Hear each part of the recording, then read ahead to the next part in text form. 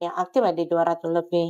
Saya mau ikut agama Islam, kayak agama Islam yang sebenarnya ya. Dibawa pulang, Dibawa disiksanya pulang? lagi, Oke. diplasanya, dirumahkan babinya, akhirnya diikatnya, dibawa pulang. "Allah tolong saya lah," saya bilang gitu.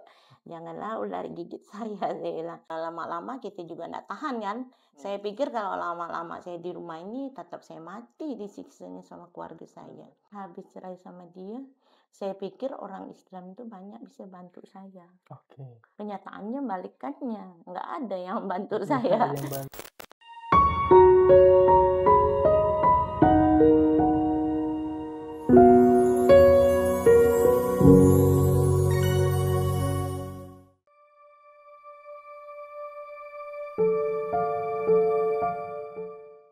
Assalamualaikum warahmatullahi wabarakatuh, pemirsa Wakaf TV sekalian. Saya sekarang sedang berada di kota Pontianak, yaitu di kediamannya Bu Juliana, seorang pembina mu'alaf di kota Pontianak. Assalamualaikum Bu Juliana, apa kabarnya? Waalaikumsalam, kabar baik, Masya sehat. Allah, Alhamdulillah. Bu Juliana ya. Ya, Alhamdulillah.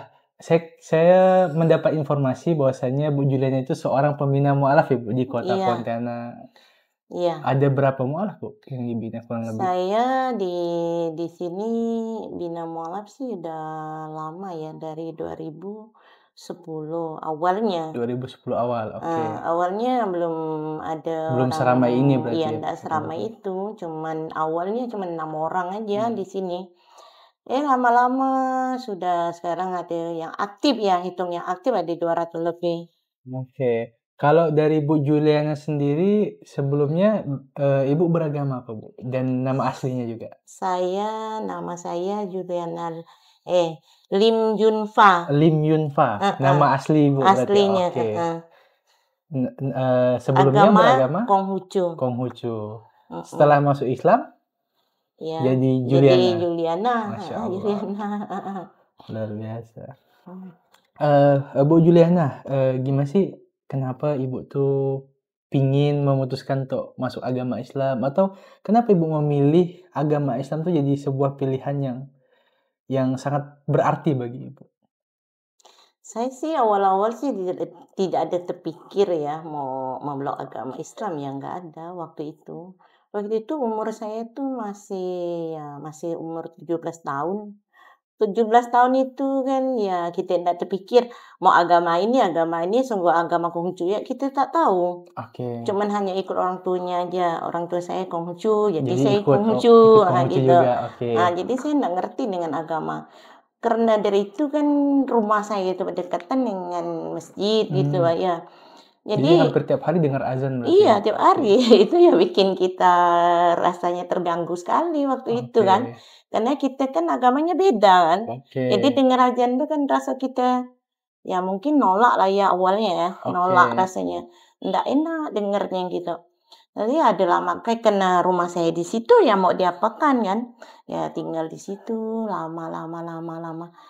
Tiap hari, tiap subuh dengar itu. Oke. Jadi ada satu hari itu kok mendengaran saya itu udah selama 2 tahun kami tinggal situ, baru saya dengar tak akhirnya itu ngapa saya itu rasa sedih benar ya. Ketika dengar azan itu? Oke. Ketika dengar azan tuh kok sedih benar saya bilang.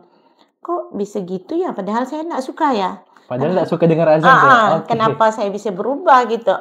Oh ya Allah, saya bilang ngapa, tapi saya pikir ngapa ya kok bisa kayak gitu. Akhirnya saya nengok tapi selama kami tinggal situ kami kan cueknya aja, masuk rumah.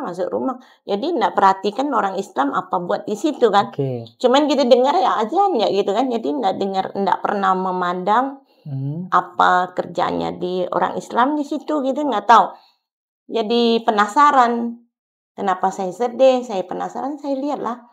Pergi lihat, keluar pintu. Kami lihat gini aja udah bisa lihat depan rumah. Oke. Jadi duduklah depan rumah melihat, Apa sih yang perhatikan. dilakukan sama orang Islam gitu ya? Apa yang dibuat ini saya bilang. Sekali saya lihat pertama-tamanya datangnya berduyun-duyun.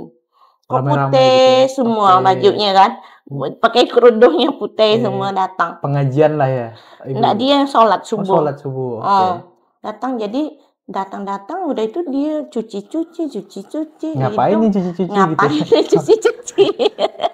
Kayak nggak mandi aja gitu. Nah, mungkin dia nggak mandi. Awalnya saya pikir juga gitu. Benar Oke. itu toh. Mungkin ibu ini datang di situ dia belum mandi kali ya. Oke, jadi cuci-cuci dulu. Dia cuci-cuci dulu. Mulut kaki semua dicuci baru dia masuk masjid. Ya mungkin di rumah dia nggak cuci. Pikiran awalnya kita ya. Oke. Hari pertama, hari kedua gitu dia sama kok tiap hari dia tak cuci. Jangan-jangan nggak mandi di rumahnya. Iya, dia pikir gitu. Oh, saya bertanya sama orang-orang dekat situ, ngapa orang Islam tuh ya cuci-cuci ya? Iya, cara orang Islam seperti itu, Bu. Dek katanya, dia manggil saya adik, saya kan belum masuk Islam. Oke. Dek katanya, oh gitu ke orang Islam. Ya, dia tak mandi ke Bu, saya tuh tanya juga. Kira dia tak mandi dari dia. Mungkin dingin kali kan subuh, macam mana nak mandi kan gitu lah. Oh dia mungkin sampai situ dibersihkan dirinya. Enggak katanya setiap kali melakukan hadap Allahnya tetap dia mencuci, tetap dia berwuduk dulu katanya orang Islam. Dulu belum tahu itu wudhu. Dulu enggak tahu. Dia paling dia bahasa awam ya, cuci-cuci. Kalau kita mau hadap Allah kan harus cuci dulu bersih-bersih baru boleh kata dia. Ini itu. Maka dari itu saya tuh pikir agama Islam ini bagus juga. Awalnya malah nggak suka dengan Islam. Pikir saya bagus juga agama Islamnya ya katanya. Kok dia bersih bener, baju juga bersih, bersih badan semua dibersihin baru masuk bawah hadap Allahnya ya. Mungkin inilah kali agama yang sebenarnya. Oke. Saya pikir gitu. Itu usia masih berapa? 17 tahun. 17 tahun. Oke, 17 tahun mikirnya seperti itu, Bu. Oke. Setelah itu gimana tuh, Bu? Setelah itu saya juga bertanya lagi sama orang-orang situ. Nah, udahlah saya pingin aja masuk Islam. Saya bilang gitu. Nggak tahu lah ya. Langsung terceplosan sama ibu-ibu yang dekat-dekat situ. Saya mau ikut agama Islam. Kayak agama Islam yang sebenarnya ya. Saya bilang, Ibu, kamu kan ikut mamamu katanya. Konghucu kata tetangga tuh. Konghucu pun saya enggak pernah pergi sembah-sembah. Jadi Konghucu KTP, Bu? Jadi enggak pernah juga. Orang tua pun enggak pernah pergi sembah. Macam mana agamanya gitu. Kita juga ngerti dengan agama Konghucunya kan.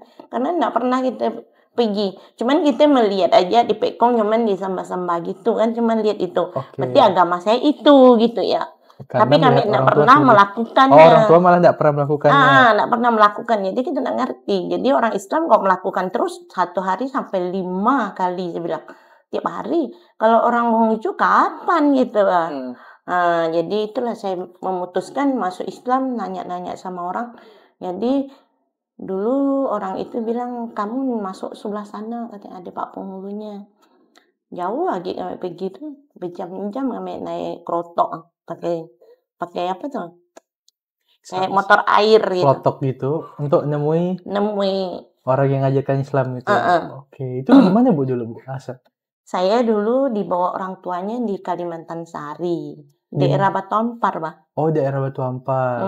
Jadi masuk Islamnya di Padang Tikar. Jadi kami mau ke sana. Jadi kami pergi lah sana. Kali tanya Pak Penghulu, Pak saya mau masuk Islam. Mana suratnya? Umur berapa? 17 tahun, Pak. KTP udah ada? Enggak ada. Bilang.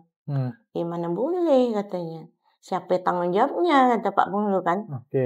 Saya kan ingin masuk, Pak. Kok ada yang tanggung jawabnya? Orang tua saya kan enggak setuju. Jadi siapa yang tanggung jawab saya? Saya bilang gitu kan. Begini aja kau pulang lagi minta sama RT-nya surat. Rekomendasi gitu. Sama KTP-nya katanya. Jadi kata Pak RT bilang, saya ceritakan lah saya mau masuk Islam. Umur kau belum cukup macam mana mau bikin KTP katanya. Saya bilang naikkan umurnya nggak apa-apa, badan saya kan besar, saya bilang gitu. Kalau zaman dulu masih bisa naikkan umur. Masih bisa, karena nggak ada sekarang pakai alat kan. Lalu tinggal dia tulis ya mau berapa umur mau berapa pun diisikannya. Iya betul. Akhirnya aku naikkanlah umurnya jadi 19 tahun. Pergi lagi ke sana masuk Islam. Datang ke Pak Penghulu. Kamu bisa nggak baca gitu katanya. Ya Bapak ajarkan lalu saya bilang. Kan saya mau masuk Islam gitu. Masuk Islam. Jadi diajarkan. Pertama dimasukkan saya dulu, ajarkan dulu, nggak ajar saya keluar. tunggu 2 jam lagi kau datang. Kau hafal lo di luar. Jadi aku hafal-hafal lah gitu. Nah, jadi akhirnya aku masuk Islam dengan Mbak Punglo tuh udah masuk Islam nah. Di Padang Tikar berarti waktu itu, Ibu. Tahun berapa itu, Bu? Tahun berapa waktu itu? Sekarang umur saya 64. Oh, 64. Jadi saya masuk Islam 17 tahun. Tahun berapa itu? Kayak 67. Berapa saya itu lupa dah. Oke, berarti udah Atau 97 ya? udah hampir 40, udah 40 lebih ya, Bu, Iya. dalam agama Islam. Iya, ini tinggal Luar Tuhan biasa, ngambil Masya ya Allah. lah sisa umur nih. Tapi usia 64 masih segar juga ya, Bu. Luar biasa sekali. Memang Alhamdulillah diberi ketika Allah dipakai di sehat. jalan Allah tuh luar biasa sekali ya. Itu semua dari Allah, kita juga nggak tahu ya. Pada itu saya udah masuk Islam dengan Pak Punglo itu. Sudah selesai saya mengucapkan Kalimat syahadat. udah selesai saya masuk Islam, saya keluar. Setelah saya keluar, saya mau kemana ya? Bingung saya mau pulang ke rumah, nanti disuruh makan babi lagi ya. Percuma nggak saya masuk Islam ya, saya bilang gitu. Akhirnya aku balik lagi masuk ke dalam Pak Punglo. Bapak, saya ini macam mana ya? Sudah masuk Islam, saya mau tinggal di mana?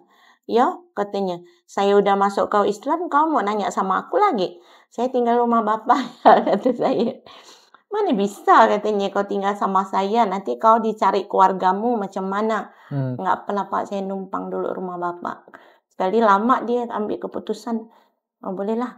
Jadi kau belajar loh dengan agamanya katanya. Jadi selama saya numpang rumah dia bimbingi saya. Belajar sholat, belajar ya ngaji lah gitu. Ya kenali huruf-huruf Arab itu. Susah bener ya Pak, saya bilang. Saya nggak bisa kenali macam cacing hurufnya. Mana saya nak baca kayak ini Pak, dia bilang. Lah macam cacing tulisannya. Nggak tahu saya Pak udahlah kau belajar yang satu-satu nih ya. Kau belajar dulu. Nanti lama-lama kau bisa, baru kau baca katanya. Jadi pelan-pelan lah saya belajar. Ada 1 bulan saya diam sama dia. Dicari lah dalam 1 bulan dah anaknya hilang kan. Karena masuk Islam, nggak balik ke rumah. Nggak balik ke rumah. 1 jadi, bulan. Jadi orang tuanya kan mencari. Cari di mana anaknya gitu Bang.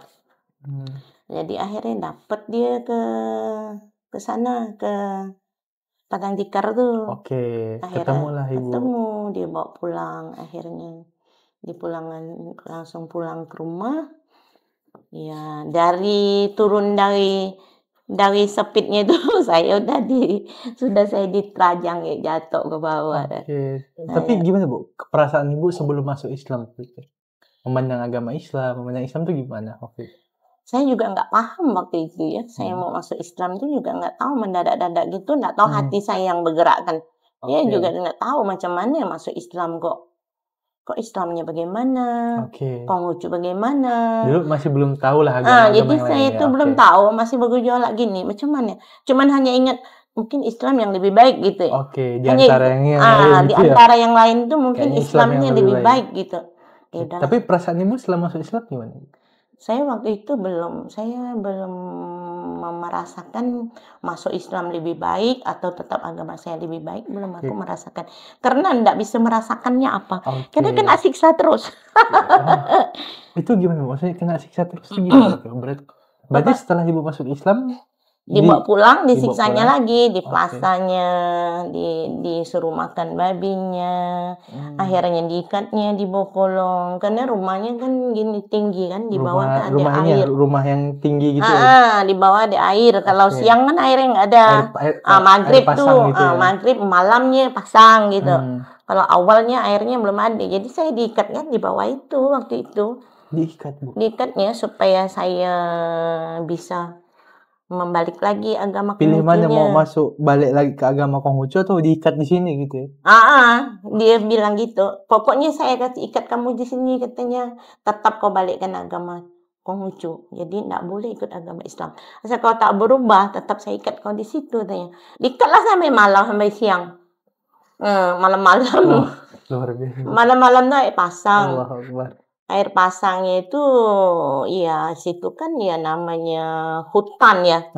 Kan ada nipah-nipahnya. Iya, kalau malam air pasang ularnya tetap ada kan. Ular air, ular apa kan keluar semuanya. Iya. Jadi saya lihatnya, saya mandang karena kolong itu kan ada lubang cahaya-cahaya rumah tuh. ada cahaya lampu itu. Jadi masih lihat. Ada ular-ular lewat di situ. Ada ular di situ. Jadi saya bilang begini, ya belum tahu sebut nama Allah nih, cuman Allah tolong saya lah, saya bilang gitu. Janganlah ular gigit saya bilang. Saya usir-usir gitu. Akhirnya bepergian semuanya. Jadi nggak ada apa-apanya akhirnya kan. Nah, jadi sampai siang saya nggak ada diganggu sama ular, sama apa, sama ikan. Biasa tuh ikan-ikan yang kecil-kecil tajam tuh. Iya, betul. Ada. Ikan betok ya? Biasa kami, dulu pernah saya kena gigit nggak tuh, waktu belum masuk Islam tuh. Turun ke bawah ikan yang berduri itu, Bang. Kena duri ini ya, kena duri. Sakit, kaki sampai bengkak. Jadi akhirnya nggak ada apa-apa. Pertahan pula saya sampai siang. Akhirnya naikkannya sama saudara tuh. Saya punya abang 2 kan, laki-laki. Itu yang kuat tuh, jago tuh, masa tuh. Sekali tinju asa planting gitu. Berarti ketika ketahuan masuk Islam disiksa terus? Iya, disiksa terus sama keluarganya. Dia itu bukan tidak sayang sama kita, cuman dia takut agamanya. Kenapa kamu tidak tetap pertahankan dengan agama Konghucunya? Kalau orang Konghucu itu kalau meninggal itu kan kita mau sembah. Kalau anaknya pindah agama, dia siapa nak nyembahnya dia? Nanti acara Konghucunya siapa gitu. Dari situlah Konghucunya dia pertahankan supaya anak-anaknya tetap bertahan gitu.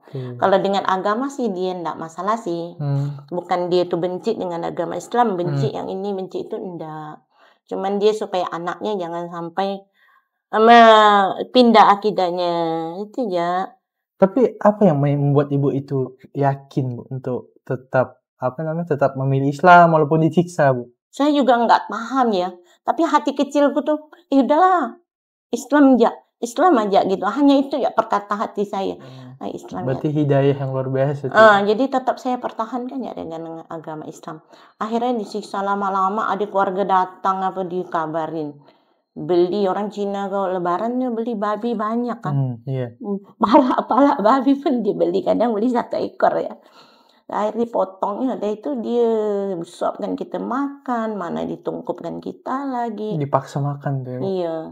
Udah itu ya lama-lama kita juga enggak tahan kan. Saya pikir kalau lama-lama saya di rumah ini tetap saya mati disiksanya sama keluarga saya. Akhirnya saya pilih lari dari rumah. Lari dari rumah, pergi rumah teman. Kali lama-lama. Ini teman Muslim juga atau bukan? Konghucu juga. Oh, teman Konghucu juga. Belum ada ya, teman Muslimnya belum ada. Jadi Konghucu juga. Tapi ya, jadi Konghucu itu kan dia enggak dimakan babinya. Jadi kita makan aja pada kita mati kan. Jadi ya makan aja apa aja kita makan. Tapi yang penting saya bilang jangan makan babi. Karena saya udah masuk Islam, kata orang Islam saya enggak boleh makan babi. Ya minyak ya makan lah. Karena enggak tahu itu minyak. Karena kita kan belum belajar dengan agama. Jadi kita enggak tahu. Cuman hanya orang Islam bilang, kalau masuk Islam enggak boleh makan babi ya. Hanya babinya aja kan. Ternyata ada minyaknya juga. Ada. Ternyata minyaknya enggak boleh. Piring mangkok juga enggak boleh. Enggak boleh bekas babi. Enggak boleh bekas. Tapi waktu itu kita kan enggak paham dengan agama Islam. Maka dari itu kita masuk Islam tuh kita harus perlu belajar. Kalau kita enggak belajar seperti itulah kita makan terus. Iya kan? Jadi saya makan terus, waktu itu makan terus ya nggak tahu. Jadi lama-lama temulah orang Islam.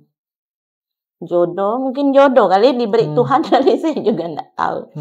Memikirkan saya dia penting dia Islam. Kalau dia Islam itu kan dia bisa membimbing saya. Jadi saya nggak perlu numpang sama keluarga Cina kan. Jadi tetap ikut dia. Kenyataannya udah nikah sama dia ya sama juga. Islam pun juga bukan Islam KTP juga. Islam KTP juga dia pun enggak sholat, enggak apapun enggak. Saya bilang macam mana masuk Islam ni enggak sholat. Saya tanya sama dia, kapan sholatnya? Belum hidup nyaman, belum kaya. Memangnya Islam nunggu kaya baru sholat? Saya bilang saya juga nggak tahu ya. Ya sebodoh lah kita tanya tetangga. Bu, kita orang Islam nih tunggu kaya ke baru boleh sholat. Enggak lah, tiap hari kan sholat, kata dia. Oke lah kalau gitu karena kita udah menikah, jadi pertahankanlah terus gitu, pertahankan. Sampailah anaknya 2 saya dengan Hmm. dia. Berapa tahun? 4 tahun kalau nggak salah. Oke. Anak 2. Jadi pikir-pikir, udahlah. Selama ini agama enggak, apa enggak, malah berdukunnya dia. Malah orang datang minta bantuan cari bini. Oke. Dikasihnya obat-obat tahu apa. Berarti orang ini macam mana Islamnya. Islam dukun berarti ini. Iya dia dukun. Jadi akhirnya saya udahlah memutuskan sendiri, lari lagi lah. Nggak usah sama dia gitu. Oke. Jadi cerai lah aku sama dia.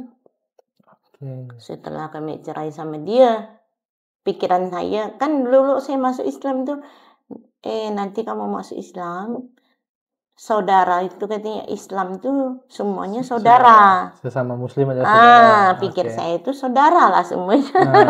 Pikiran saya, enggak apalah kalau kami cerai, saya pun juga saudara orang Islam. Oke. Pikiran saya. Oke. Ternyata Ternyata saya habis cerai sama dia, kedua kali lagi saya enggak tahu kemana. Awal saya masuk Islam enggak tahu mau kemana. Kali saya habis cerai sama dia, saya pun enggak tahu mau kemana. Oke. Ini enggak tahu mau kemana lagi yang kedua kalinya.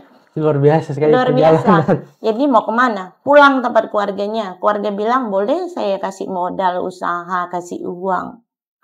Tetap, kau enggak usah melok agama Islam. Untuk apa kau melok agama Islam? Sungguh kau punya laki ya kau cerai katanya. Orang Islamnya buang kau, kata dia. Ngapain kau pertahankan dengan agama Islam, katanya. Karena citra Islam tuh jadi buruk karena orang-orang seperti itu. Nah, itu dia. Oke. Jadi saya bilang, yang masuk Islamnya kan saya ya. Kenapa saya harus berbuang agama Islamnya? Ya udahlah saya pertahannya lagi lah, karena saudara orang Islam itu kan ya, orang Melayu itu, orang Islam itu kan saudara kita. Pikiran saya gitu. Jadi pikiran saya seperti itu. Waktu itu saya habis cerai sama dia, saya pikir orang Islam itu banyak bisa bantu saya. Oke. Kenyataannya balikannya, nggak ada yang bantu saya. Nggak ada yang bantu ya? Nggak ada yang bantu, rumah tak ada, makan tak ada, jadi nggak ada yang bisa bantu saya. Oke. Malahan dibilang saya janda. Janda itu apa ya? Saya kan nggak tahu. Janda itu apa ya? Saya juga nggak tahu ya. Kok dibilang saya janda ya? Saya nggak tahu jandanya apa, dibilang. Jadi orang tuh sikit-sikit ya kayaknya sensitif lah, gitu lah. kayak menghina lah gitu, dia janda gitu kan. Saya pun juga nggak tahu jandanya apa. Udahlah saya diamkannya aja. Jadi nggak ada orang lain yang membantu saya. Justru yang menghina ini malah orang Islam sendiri? Orang Islam asli banyak hina. Kan dia yang tahu jandanya apa. Sedangkan kami nggak paham nih apa maksud istilahnya.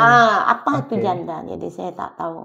Akhirnya karena kami ini kenapa lah nggak bisa tahu masalah bahasa Melayu ini, karena rumah kami kan, karena kami itu berkawan sama orang lingkungan Tionghoa semua. Jadi enggak setiap pun ketemu bahasanya pun bahasa itu juga. Bahasa Tionghoa semuanya. Jadi kami itu jarang berkumpul sama orang Islam.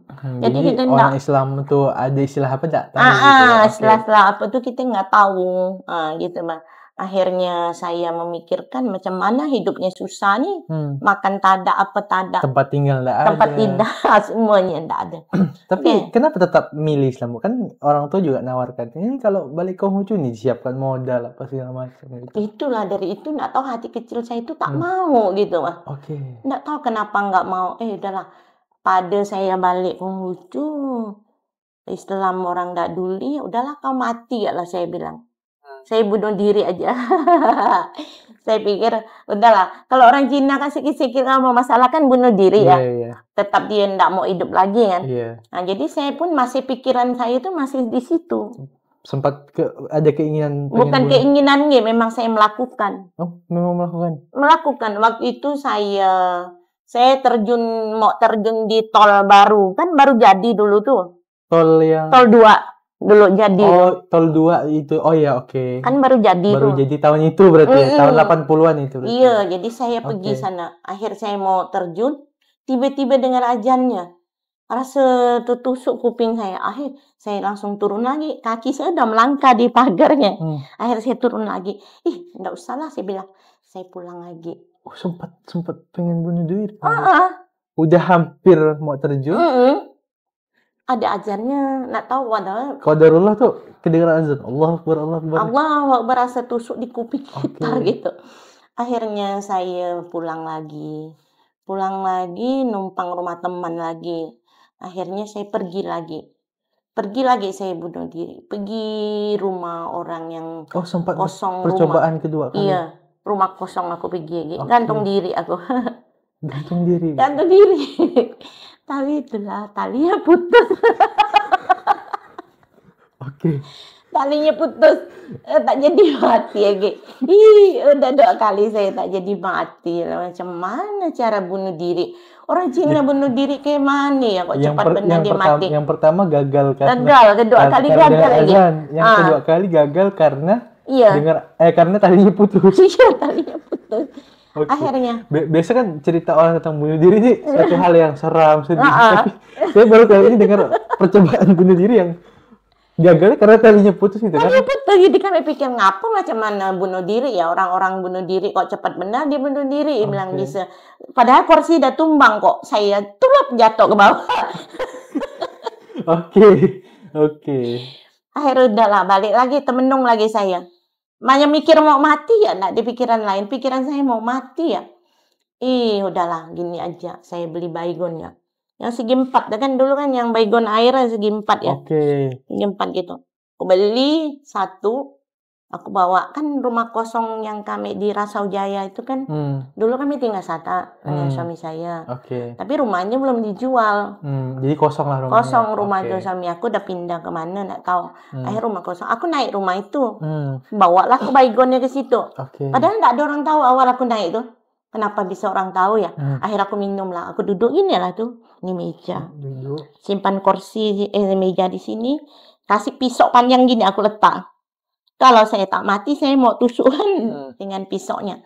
Wah, minum lah. Macam mau minum arak lah. Saya itu minum pakai yang cawan es tuh. Saya minum. Tapi enggak dirasa apa. Cuma rasa minyak-minyak aja. Rasa minyak-minyak aja gitu.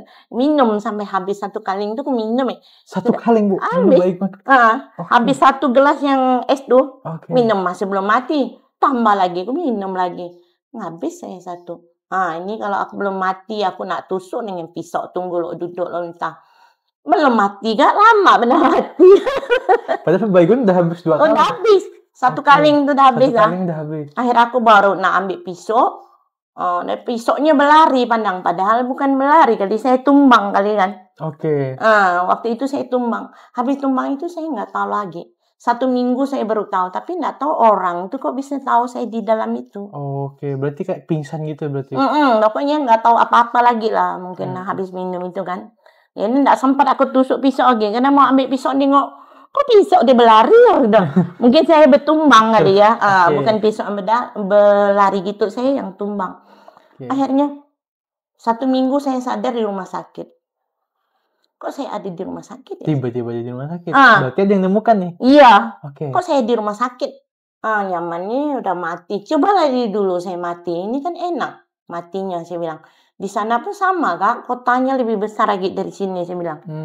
Dalam hati ngomong. Di sini ramai. Tapi di sana itulah perbedaannya enggak sama tempat kita ini. Di sana tuh ada perbedaannya. Kalau baju putih itu dia sebelah kanan semua pakai baju putih semua. Sebelah kiri pakai baju macam kita nih lah, belang-belang banyak tuh. Ya, jadi saya ditariknya sebelah sana, tarik sebelah sini. Itu pas lagi pingsan di. Pokoknya enggak sadar waktu itu. Lagi enggak sadar gitu. Jadi saya ditarik sana, tarik sini. Enggak, aku mau sebelah sini ya, aku bilang. Yang baju putih ya, aku bilang. Saya ngomong dalam hati saya itu. Saya bilang, saya mau sebelah sana aja. Kata orang ni, kau sebelah sini, aku sebelah sana. Akhir saya terlepas tangan dari sebelah sana. Akhir saya jatuh sebelah kanan. Yang pakai baju putih itu. Itulah saya sadar. Baru itu sadar? Jatuh itu langsung saya sadar. Dan sadar udah di rumah sakit? Kali itu keluarga angkat tuh lah. Dia ambil saya ke rumah dia. Jadi dengar saya bunuh diri, diambil balik gitu sama keluarga. Udah sampai 3 kali gagal terus. Gagal. Akhirnya dia bawa pulang. Tapi rambut ini macam yang berdiri-diri gitu rambutnya. Yang ini kayak habis kesetrum gitu berarti. Jadi 1 bulan itu rumah itu bau baygon semuanya. bawa baygon semua. Masih ada saksi kemarin, adik aku masih telepon saya, masih cerita. Kakak mau saksi enggak? Bakal cerita kakak nih, nanti aku jadi saksi. Saksi minum baygon itu. Dia kan yang menyaksikan, dia bawa pulang ke rumah dia. Ada orang yang masih hidup tahu saya bunuh diri. Ada nggak sih Bu satu hal yang paling teringat di kepala Ibu ketika Ibu masuk Islam itu? Satu hal yang paling melekat di kepala Ibu? Kayak sih waktu itu enggak ada saya. Karena saya ini hidupnya itu enggak tahu kemana gitu. Jadi, karena waktu itu belum tahu kemana gitu. Enggak tahu kemana. Jadi enggak ada terpikir. Cuman hanya di hati kita enggak mau berubah dengan agama ya. Hanya itu ya. Hanya satu yang saya pikir. Tetapkan ya saya pertahan dengan agama Islam. Kenapa saya harus pulang lagi dengan agama Konghucu? Karena saya udah masuk Islam, udah sampai sejauh ini, masa saya balik lagi gitu, Mbak. Itu yang saya pikirkan. Jadi makanya hati kecil saya nggak mau balik. Kata orang tua, udahlah kau nikah sama orang orang Taiwan, orang Hong Kong. Enggak lah saya bilang. Jadi saya tetap pertahankan dengan agama Islam. Akhir saya sadar dari itu, dari yang masuk rumah sakit pulang tuh, adalah keluarga-keluarga tuh kasih duit. Dapatlah, waktu sakit lah dikasih uang duit. Jadi duit itu kusimpan lah. Akhirnya saya cari jualan lah di sekolah-sekolah kan, usaha jual pecel ya saya itu. Jual pecel. Setelah itu temulah suami yang sekarang nih. Temu suami saya yang baru nih. Dia benar-benar mau bina saya, mau bantu saya. Saya bilang bolehlah kalau yang benar-benar, jangan kedua kali lagi gitu, Bang. Dulu tak pilih, sekarang tak pilih lagi. Abis saya mau sampai kemana? Saya kan ingin menahankan pertahan dengan agama Islamnya. Kalau sampai hari ini gagal lagi, udahlah saya bilang nggak tahu jadi apa nanti saya bilang. Akhirnya alhamdulillah dapat suami ini kan bagus juga. Bisa membimbing saya. Dari itulah saya tuh bisa buka pengajian di rumah ini. Jadi diizinkan sama dia. Bu, apa yang membuat Ibu tuh pengen mengabdikan diri gitu, jadi guru ngaji untuk mualaf dan membantu membina para mualaf yang ada gitu? Iya, waktu itu saya pindah di sini itu, saya kan bertanya sama mualaf-mualaf yang lain yang senasib dengan saya. Tanya seperti itu, kok enggak dibina ya? Mualaf ini banyak sekali, saya bilang. Kok enggak ada pembinaan di sini, saya bilang. Termasuk saya kan enggak dibinanya. Jadi enggak ada orang bina mualafnya. Udahlah saya bina mualaf. Saya ambil guru ngaji, ambil ustadz di rumah saya. Pertama 6 orang. Mengumpulkan mualaf-mualaf Mengumpulkan di rumah saya. Jadi sekalian saya juga belajar gitu. Dari itulah saya belajar ya.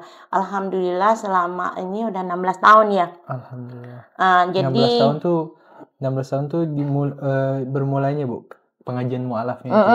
Mulai pengajian mualaf. Jadi nanti ada yang datang ke rumah, Bu Yuli, saya udah masuk Islam. Suami saya tinggalkan saya. Anak saya mau makan, mau apa, duit tak ada katanya. Jadi saya pikir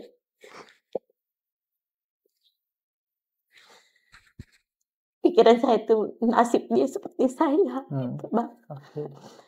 Jadi orang-orang mualaf seperti nasib saya itu, saya mau nolong dia. Di situlah hati saya bergerak, mau bantu mualaf-mualafnya gitu. Dari situ kadang-kadang datang lagi, ditinggalkan suaminya. Suaminya kawin lagi, anaknya enggak sekolah, mau makan beras tak dapat, tempat tinggal juga tempat tinggal tak ada. Jadi datang ke kita. Begini nasib mualaf tuh sama dengan saya bilang. Maka dari itulah hati saya itu mau bantu mualaf. Jangan sampai dia seperti saya, sampai melakukan bunuh diri. Percobaan bunuh diri seperti saya. Untuk saya belum mati kan. Kalau saya mati ya, orang minum 3 sendok ya udah mati. Apalagi saya minum 1 kali kan. Enggak mati-mati saya bilang. Makanya saya enggak mau mualaf-mualaf yang lain tuh seperti saya. Waktu itu kan tidak ada orang yang bisa membantu mualaf. Apalagi sekilo beras pun enggak pernah orang ngasih dia. Dari itulah saya tuh, hati saya itu mau bantu mualaf tuh dari situ. saya dapatnya.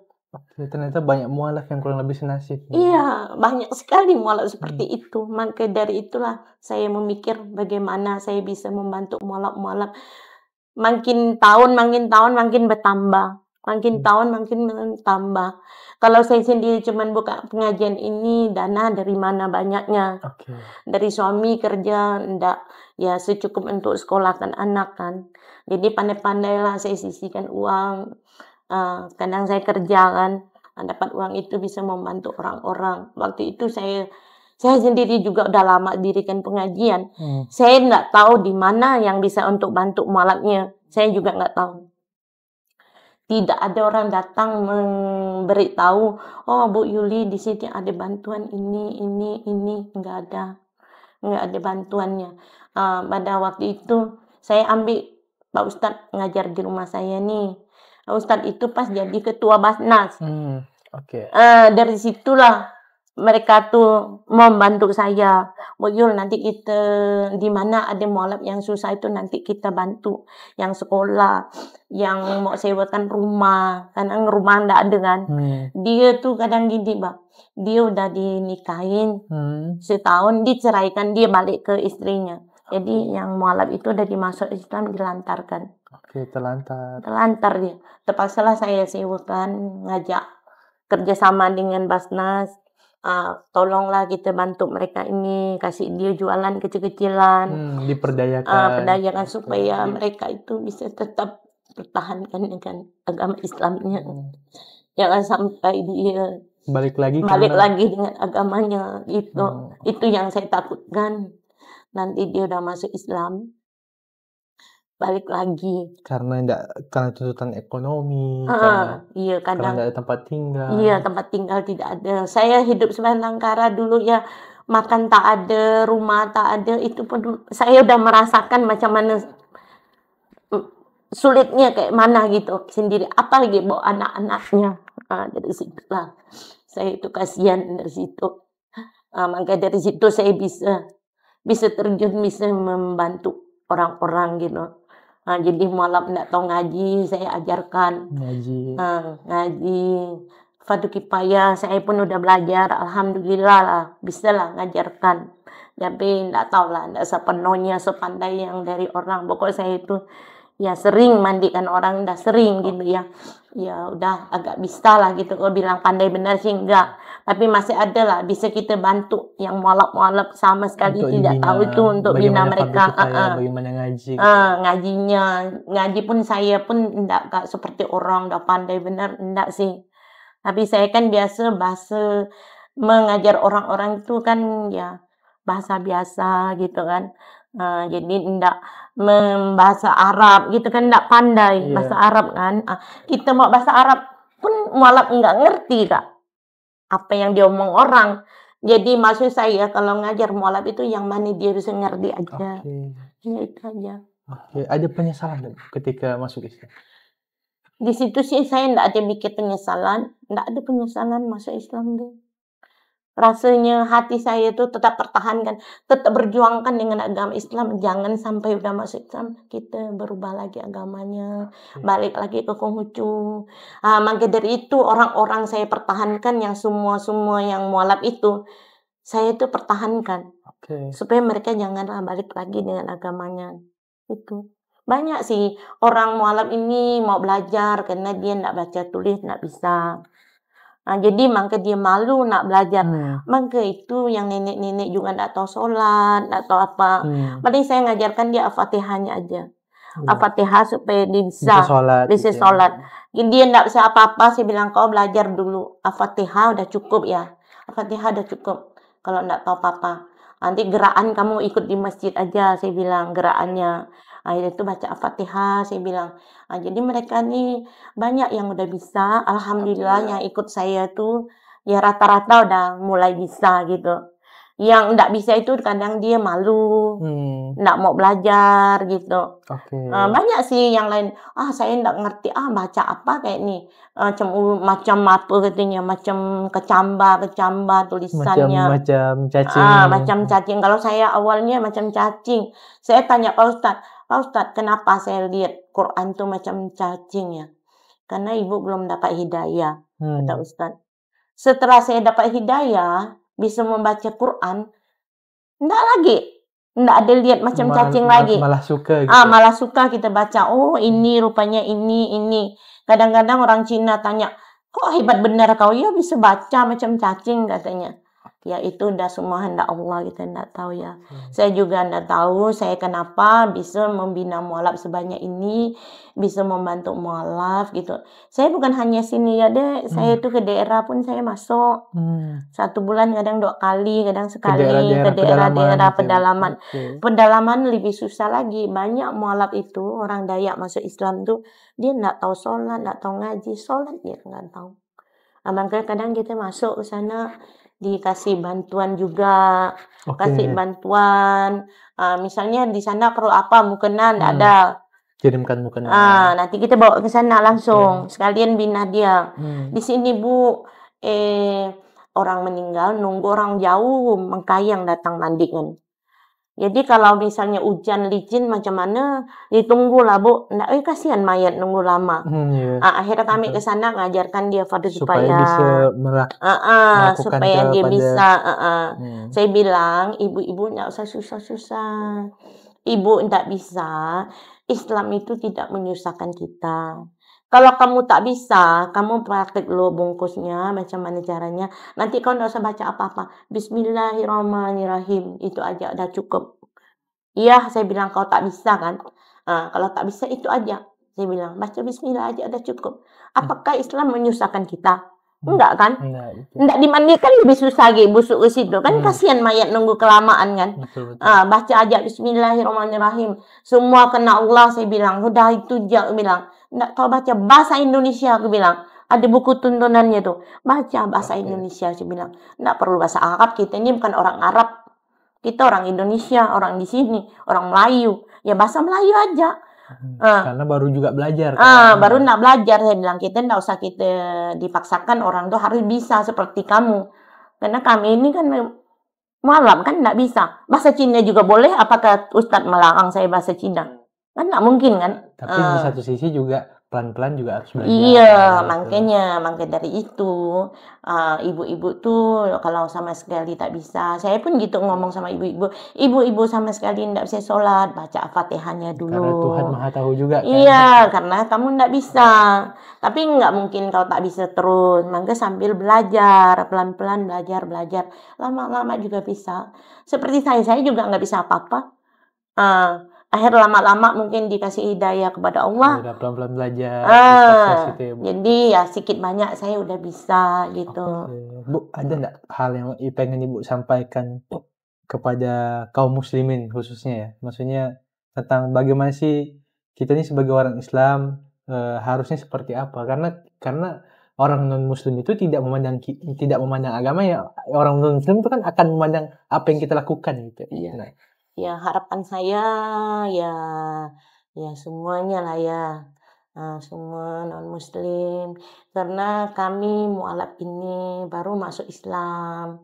Banyak yang seperti nasib saya. Jadi tolonglah jangan sebelah mata aja dipandang.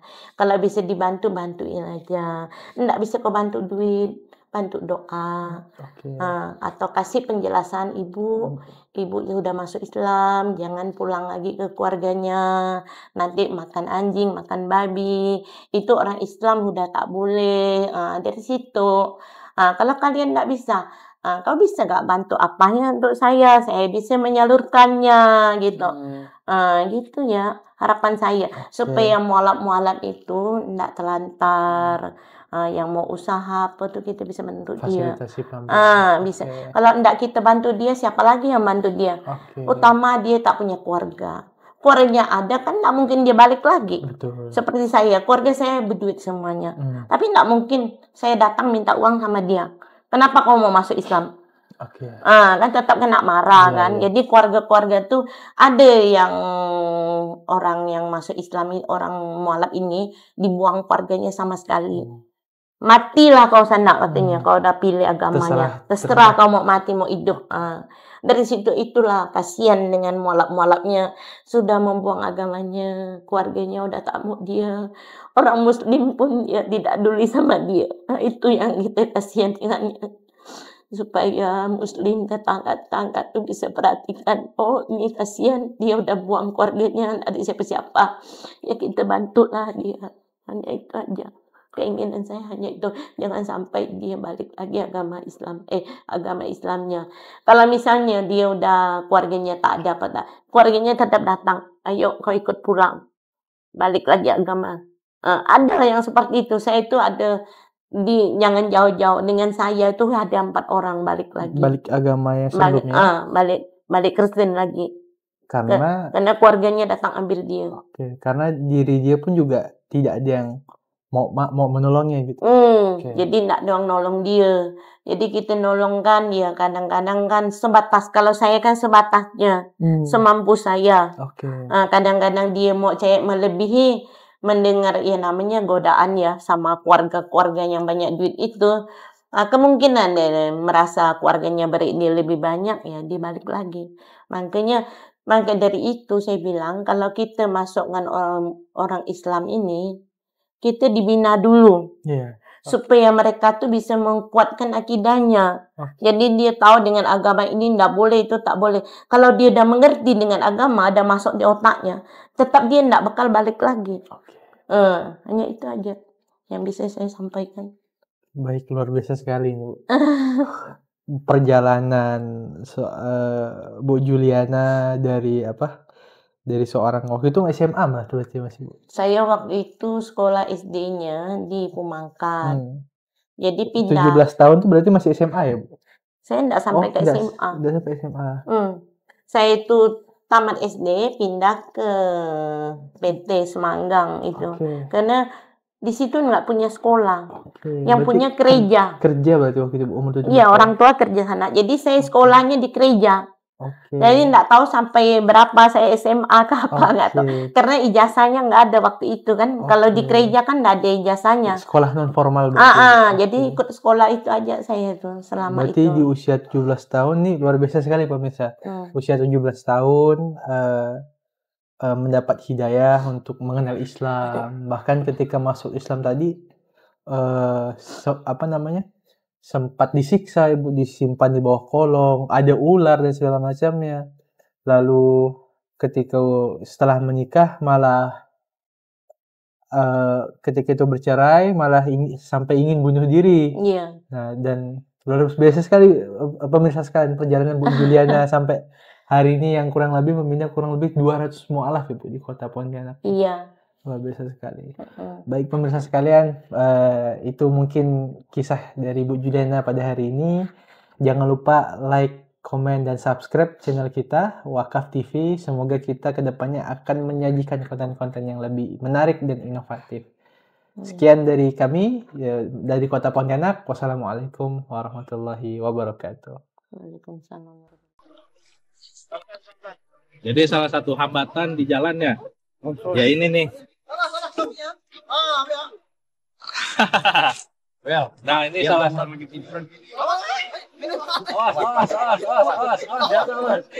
Hampir aja nih kawan kita jatuh ke sungai. Jadi memang salah satu hambatan kita itu kalau masuk ke pedalaman ya seperti ini salah satunya. Belum lagi kayu-kayu itu pada muncul dari dasar sungai. Jadi memang perlu kehati-hatian dan tingkat risikonya juga tinggi, besar ya.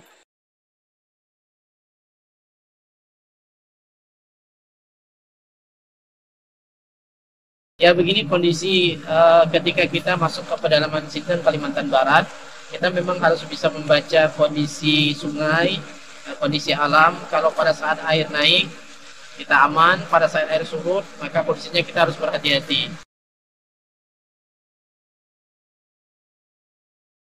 Pada siang hari ini kita akan berangkat menuju Desa Mentatai. Dalam perjalanan insya Allah bisa ditempuh nanti bersama dengan tim kurang lebih 6-7 jam. Pada malam hari nanti kita akan bertemu dengan warga umat Islam yang ada di pedalaman Desa Mentatai.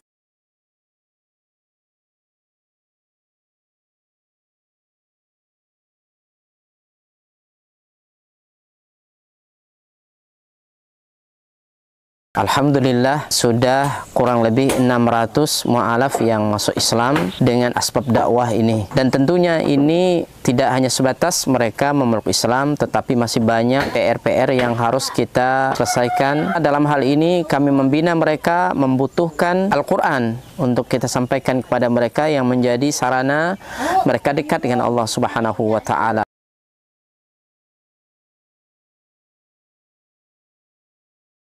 Kami berharap dan mengharapkan bantuan dari seluruh kaum muslimin untuk mensupport dakwah ini dengan berwakaf Al-Quran di Badan Wakaf Al-Quran.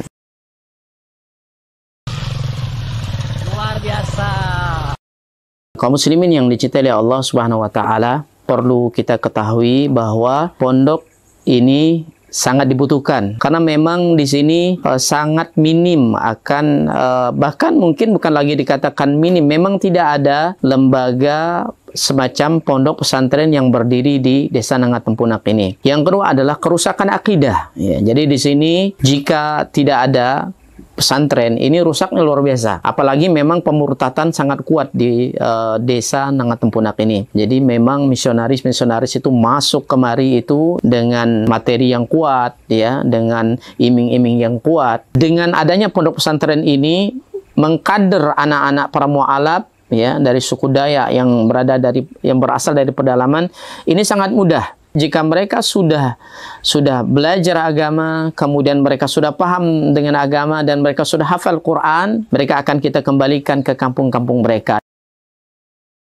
Kita sekarang sambil melihat lahan atau tanah yang akan kita bebaskan untuk pembangunan atau perluasan pondok tahfiz Quran Cahaya Tempunak.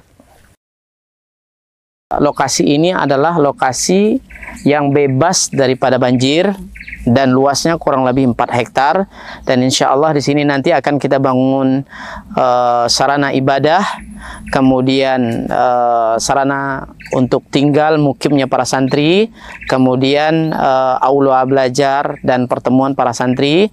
Dengan demikian ini akan membantu dakwah dan memaksimalkan dakwah di pelosok pedalaman Sintang, Kalimantan Barat. Kami mengajak kepada seluruh kaum muslimin untuk mensupport, membantu dakwah ini dengan menyiapkan donasi dan wakaf terbaik melalui Badan Wakaf Al-Quran, dan semoga apa yang kita korbankan di jalan Allah SWT, harta kita, lelahnya kita, semua akan Allah berikan ganti dengan ganti yang lebih baik, kemudian diberikan balasan dengan balasan yang terbaik. Dan kami mendoakan semoga antum semua dijaga oleh Allah SWT dari seluruh musibah baik dunia maupun akhirat. Barakallahu fikum. Assalamualaikum warahmatullahi wabarakatuh.